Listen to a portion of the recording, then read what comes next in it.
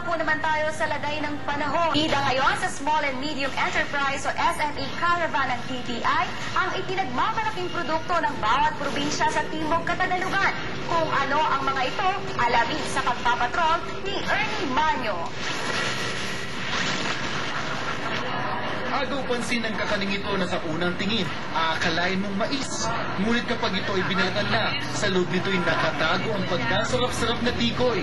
Ito ang ipinagmamalaking produkto ng bayan ng Gumaka sa Quezon, na tampok sa Small and Medium Enterprise Caravan ng DTI, na ginanap sa isang mall sa Lucena City ngayong araw.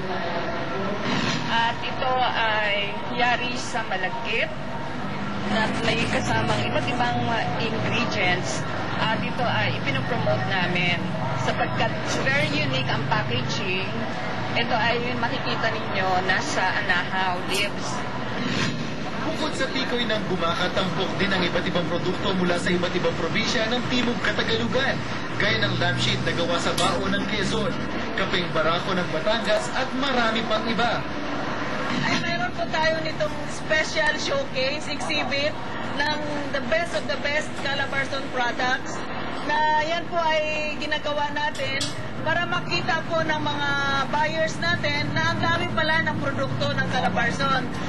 At upang lalong makaakit ng customers, isinunod ang caravan sa selebrasyon ng Aranya at Baluarte Festival ng Gumaka.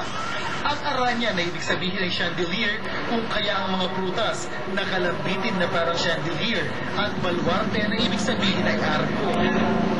Ito po ay sa festival ng bayan ng Gumaka. Ito po ay pagpapasalamat namin sa mahal na patron ng mga magsasaka sa San Isidro Labrador tuwing ika-15 ng Mayo, taon-taon po. At ito po ay nasimulan po ay siguro sa lolo ng lolo pa na namin.